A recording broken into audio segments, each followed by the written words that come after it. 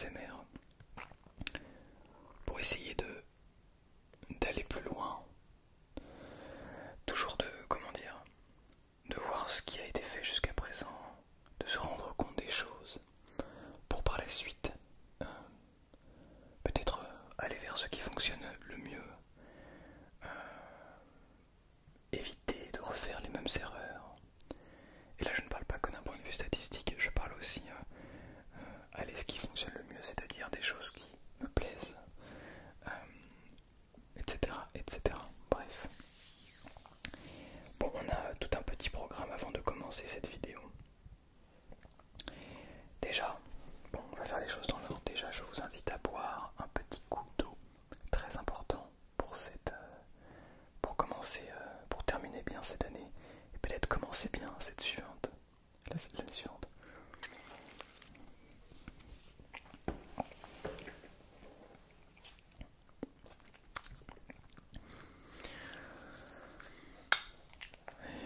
Et prenons le temps de respirer.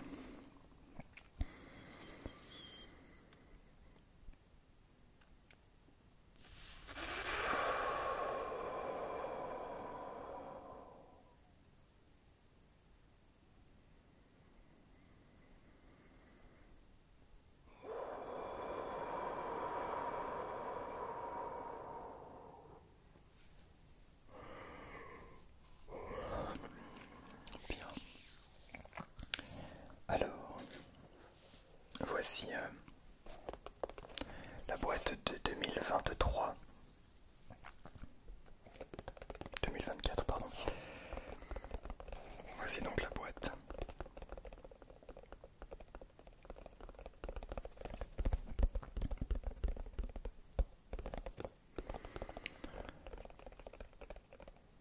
J'ai acheté celle de 2025. Oh, ça fait tellement bizarre de dire ça. La boîte de 2025.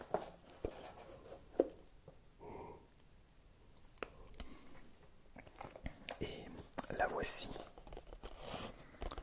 Je t'offre de l'amitié et de la gentillesse.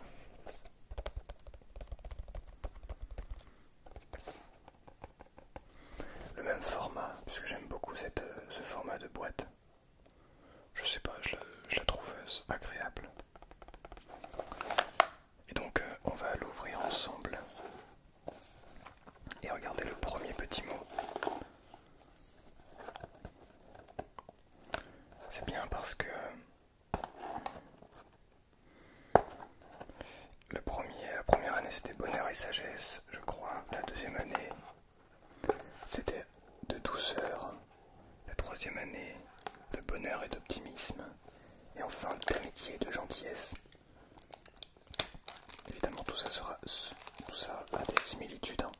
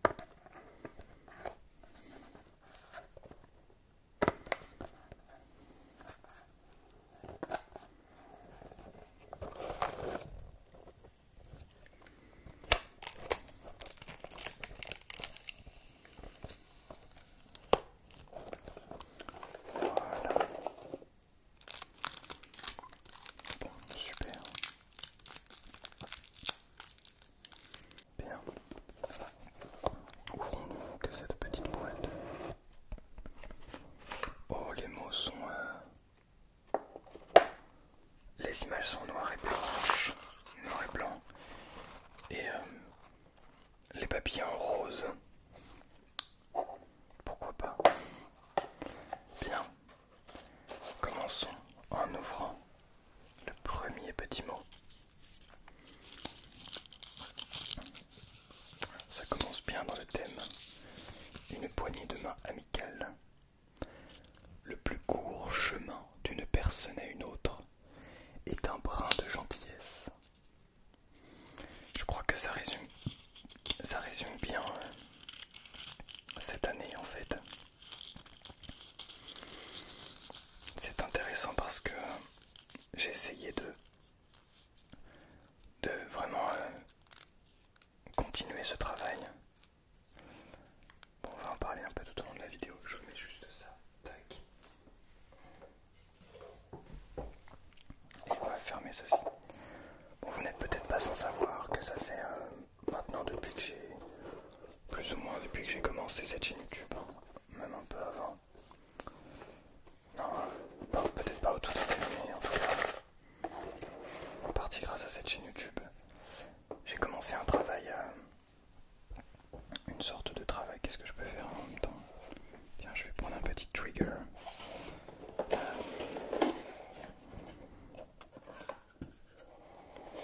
Une sorte de travail spirituel. Alors, travail spirituel, ça peut paraître un petit peu fumeux comme nom, mais l'idée derrière, c'est un petit peu de faire du développement personnel, mais pas au sens marketing du terme, c'est-à-dire littéralement se développer mentalement et physiquement. Essayer de devenir toujours une meilleure personne pour soi et pour les autres. Et bon, j'ai toujours essayé de faire de mon mieux, mais c'est vrai que cette année a été relativement difficile à ce niveau-là. C'est-à-dire que malgré le fait d'essayer de faire toujours de mon mieux, et ben ça n'a pas toujours été facile. Il y a beaucoup de moments où en fait certaines choses qu'on considère comme étant acquises parce qu'on les a travaillées pendant un moment se perdent avec le temps. Et si on ne les pratique pas régulièrement, on les perd avec le temps. Des exemples comme la gratitude. Si on n'exprime pas relativement régulièrement de la gratitude, eh bien on perd cette contemplation de l'instant présent, on perd cette admiration de tout.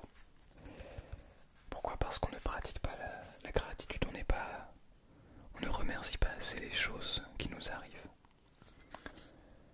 Des choses comme l'écoute profonde et sincère des autres, et de soi d'ailleurs, ça passe avant tout par soi. Eh bien, j'ai l'impression d'avoir perdu ces choses-là que j'avais réussi à développer au cours des dernières années. Et c'est quelque chose que j'essaie de remettre en place évidemment depuis quelques jours, dont je me suis rendu compte, qui sont longues et vraiment pas faciles à mettre en place.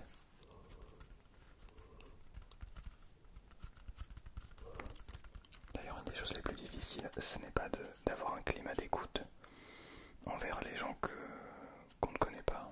Par exemple, quand certains ou certaines parmi vous viennent parler de leurs problèmes sur Instagram, par exemple en message privé, je n'ai pas de problème à vous écouter, à ne pas juger, à prendre du recul et à essayer de vous aider du mieux possible. En revanche, c'est tout de suite plus difficile lorsqu'il s'agit de connaissances personnelles, de personnes, de proches en fait, tout simplement. Quand on est avec des gens proches, on a souvent ça dépend avec qui, mais il y a parfois cette sorte de petite guerre d'ego,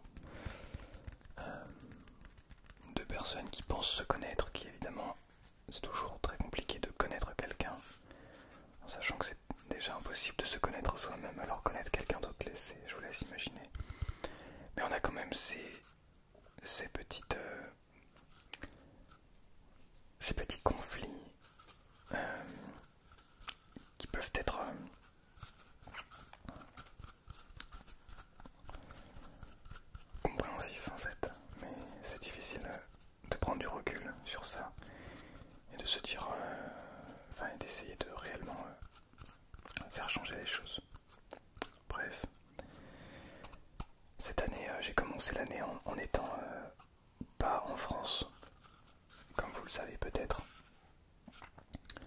Je suis parti le 8 janvier au Pérou pour un voyage de 3 mois. Un voyage durant lequel j'avais tout de même pris de l'avance sur ce contenu. Enfin, c'est fou de se dire que ça fait même pas un an que je suis allé au Pérou. Enfin, du coup, ça va faire un an. Mais je suis revenu il y a 9 mois, quoi. J'ai l'impression que c'était il y a plusieurs années déjà. Le temps passe si vite. Et donc vous avez quand même eu votre contenu, mais 2 fois moins régulier. Parce que je ne pouvais pas prendre 3 mois d'avance avec 4 vidéos par semaine, c'était pas possible. Donc voilà, j'ai décidé de faire un choix. Donc j'ai commencé cette année avec 2 fois moins de contenu, ce qui a évidemment eu pour conséquence de ne pas augmenter aussi drastiquement que je le pensais la chaîne YouTube. Mais finalement, la chaîne a continué à grandir petit à petit, malgré ma non-présence sur les réseaux sociaux. Alors bien sûr, j'avais toujours accès à Internet, mais je ne pouvais plus poster de vidéos, etc. Donc c'était un peu des vacances. Et en même temps, c'était des vacances, mais un peu frustrantes parfois. J'avais envie de faire du contenu, j'avais envie de faire de la musique, j'avais envie de faire plein de trucs. Et je ne pouvais pas le faire. Mais ça, ce sont peut-être les petits aspects négatifs. Mais la vérité, c'est que j'ai passé un voyage extraordinaire et que c'est une expérience de vie qui me marquera toute ma vie, je pense. Donc si jamais vous avez l'occasion de voyager à l'autre bout du monde, je vous invite à faire le maximum, c'est-à-dire un peu moins de 3 mois. Déjà pour rentabiliser un vol, parce que bon, faut pas déconner non plus. Faire des vols pour aller une semaine ou deux dans un pays aussi loin, c'est franchement pas intéressant. Faut que ça ait un réel intérêt, c'est ce que je pense en tout cas. Mais surtout en termes d'expérience, c'est absolument magique de se retrouver à l'autre bout du monde. C'est absolument merveilleux. On apprend tellement de choses sur soi, sur les autres, sur le monde, sur les cultures, sur plein de trucs. Bref, donc voilà, ça s'est super bien passé. Je suis rentré donc après 3 mois de voyage. Et j'ai eu en 2 semaines et demie, j'ai eu un concours d'entrée pour entrer dans un pôle supérieur dans le 9-3 à côté de Paris, Aubervilliers, qui est donc un pôle d'enseignement supérieur, donc pour rentrer en licence 1. Pour celles et ceux qui me suivent, vous savez que j'ai pour objectif de rentrer au Conservatoire national de Paris. Cependant, c'est un établissement où il n'y a qu'une seule place par an. Donc je vais évidemment cette année tenter le concours qui est en février. Donc l'année dernière je n'ai pas pu le faire puisque je suis rentré en fin mars en France, donc c'était pas possible. Mais j'ai pu faire celui d'Aubervilliers, donc qui était plutôt en avril je crois. En tout cas 2 semaines ou 2 semaines et demie après que je sois rentré. Bon évidemment ça faisait 3 mois que j'avais pas touché à mon instrument. J'arrive, j'ai 2 semaines et demie pour m'y remettre, pour faire un concours d'entrée. Évidemment je me rate, c'est normal. Donc j'avais tenté un autre concours dans un autre établissement d'enseignement supérieur que j'ai également raté. Mais cette fois-ci pas pour les mêmes raisons. Parce que mon parcours ne correspondait pas, enfin l'établissement ne correspondait pas à ce que je voulais réellement.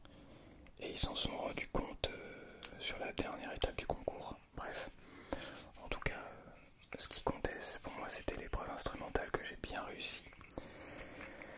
Donc voilà, ça a fait que je n'avais pas d'endroit pour faire une licence 1 cette année, donc du coup en septembre. Et donc je suis resté à l'endroit où j'étais au même conservatoire depuis 11 ans maintenant. Mais bref. Et donc cette année, donc l'année qui arrive là, 2025, je vais repasser le concours au pôle supérieur d'Aubervilliers. Et puis je vais aussi essayer de rentrer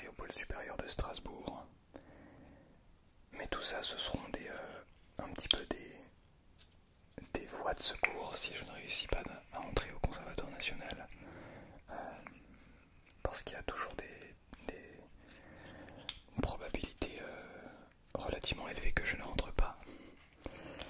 Même si évidemment je fais tout pour y rentrer, donc je travaille évidemment tous les jours, beaucoup, pour y arriver, mais ça demande quand même, voilà, il faut aussi un peu de réussite le jour J. Il y a beaucoup de points qui rentrent en compte, mais en tout cas, ce que je sais c'est que si je ne réussis pas à rentrer, ça me fera une expérience de malade. En fait, ce que je me dis, c'est que j'aurai tout simplement, donc j'ai 3 tentatives, hein, c'est l'âge maximum pour y rentrer, c'est 24 ans. Et on a 3 tentatives maximum. Donc, bon, j'ai fait le calcul en gros, j'ai droit à mes 3 tentatives. Donc mes 3 années consécutives à essayer de rentrer. Donc cette année, je vais faire tout pour rentrer évidemment. Mais si je ne rentre pas, je sais que c'est pas la fin du monde. Et que je vais pouvoir retomber sur mes pattes et que je pourrai le retenter les années d'après. Enfin l'année d'après parce que je compte pas le rater de 3 fois en tout cas. Mais l'avantage du coup de l'avoir passé une fois si je le rate cette année, ce que je ne souhaite pas, j'aurai l'expérience. J'aurai l'expérience de ce concours. Je saurai dans quelles conditions on passe, etc. Alors il y a 2 tours, il faut passer d'abord le premier tour et ensuite être sélectionné.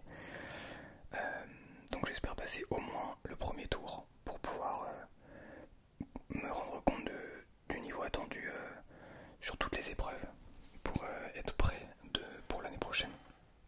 Mais ça me permettra mentalement d'être prêt et de savoir exactement à quel endroit c'est, comment ça se passe, étape par étape, etc. Donc voilà. Donc ça c'est pour la musique. Donc mes objectifs pour 2025, c'est de rentrer au CNSM. Et si j'y arrive pas, et bien de rentrer évidemment dans un autre pôle supérieur pour préparer l'année d'après le CNSM. Et d'y rentrer pour de bon. Parce que même si ça me prend une année de plus, je vais y rentrer, ça c'est certain.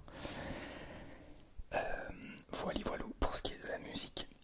Et puis toujours d'apprendre plein de trucs. Mais franchement cette année a été hyper instructive. J'ai progressé mais à un niveau, vous avez pas idée. Et encore je sens qu'il y a une marge énorme de progression. Même si déjà la marge de progression est déjà énorme jusqu'à maintenant. Mais ce n'est que le début. Donc ça c'est cool. Pour l'ASMR, alors je crois qu'on avait, quand je suis parti au Pérou, on avait déjà les 30 000 abonnés.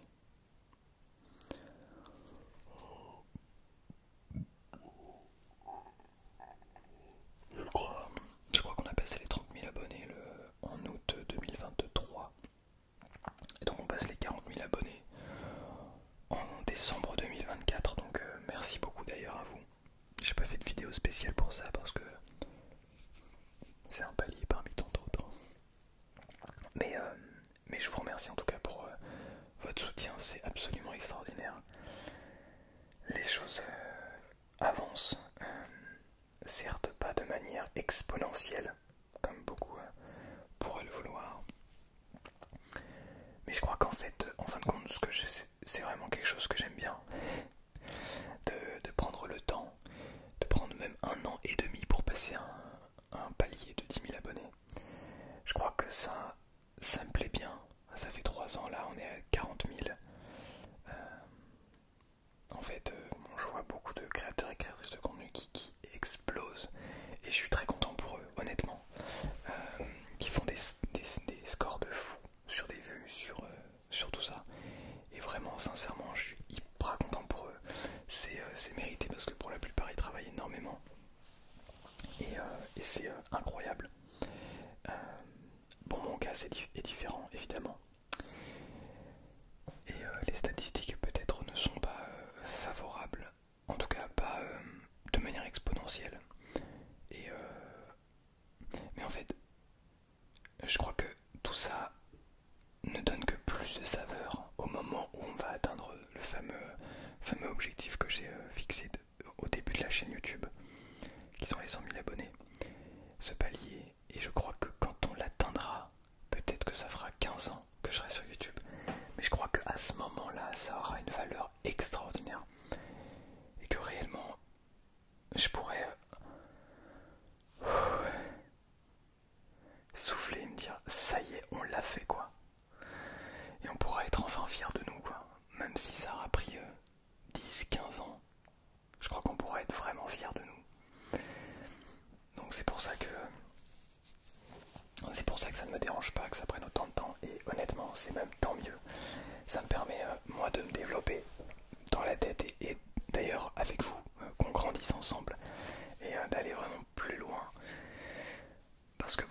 200 000 abonnés en 6 mois, c'est pas mal, ça doit être sympa.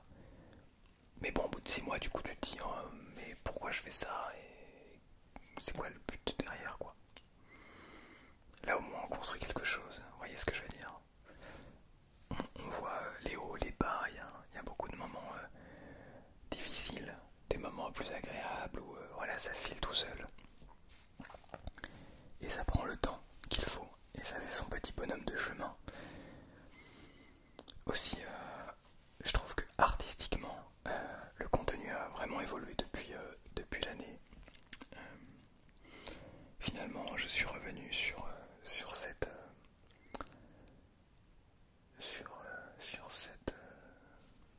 ce visuel qui a une simple lumière diffuse derrière avec voilà cette qualité vidéo que j'aime en fait vraiment beaucoup. Cette simplicité dans l'éclairage, dans l'image, je la trouve vraiment pure et fin, sincère, je sais pas comment expliquer. Je préfère largement ça à un décor en fait que j'aurais pu monter. Ne jamais dire jamais à un décor, hein, c'est pas ça que je veux dire, mais en tout cas, voilà. La chouette. Oh. Il serait temps de dormir.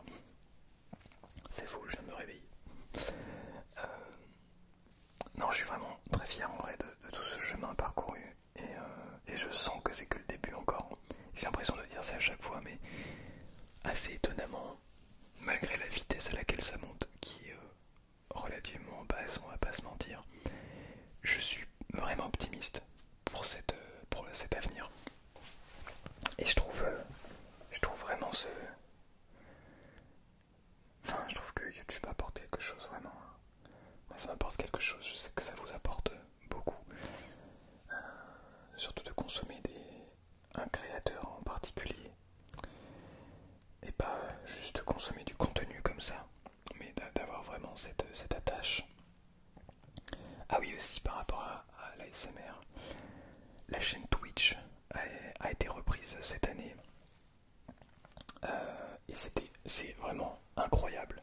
La chaîne Twitch et le serveur Discord qui vont bien souvent ensemble. Et c'est vraiment incroyable quoi. On a réussi à créer une communauté mais extraordinaire. Les gens qui sont sur Twitch, c'est assez régulièrement les mêmes personnes et c'est trop bien. Ouais, vraiment c'est trop bien.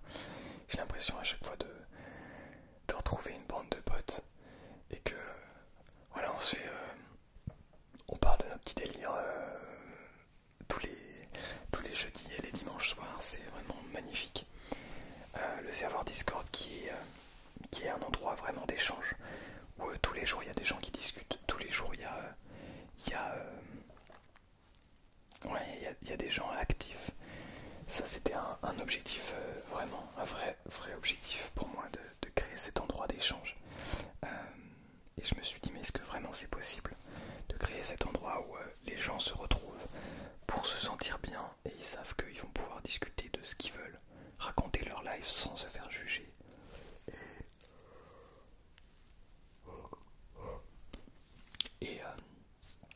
Et c'est ce qu'on a fait. En plus il y a un petit système de niveau, donc plus on parle, plus on monte de niveau. Et ça rajoute un petit challenge, je trouve ça vraiment sympa. Ça rajoute un petit peu de piment. Et ouais, ouais, il y a un petit peu de compétition dans le serveur. Mais pas de compétition malsaine. Puisque ça reste pour le plaisir, mais je trouve ça, je sais pas, c'est sympa. Voilà, pour ce qui est de cette année, j'ai peu fait de podcast sur Spotify. Est-ce que j'en ai fait d'ailleurs? Oui, je crois que j'en ai fait, j'ai dû en faire un ou deux. J'ai en fait peu le temps puisque l'ASMR n'est plus ma priorité. Mais il faut que je prenne le temps de refaire du contenu. Mais évidemment, voilà, je garde la priorité sur les vidéos YouTube qui sont pour moi plus intéressantes puisque ça touche beaucoup plus de monde. Et puis il y a une vraie plus-value, un vrai objectif d'endormissement, de détente, vraiment de détente, cet objectif de détente, cet objectif de détente.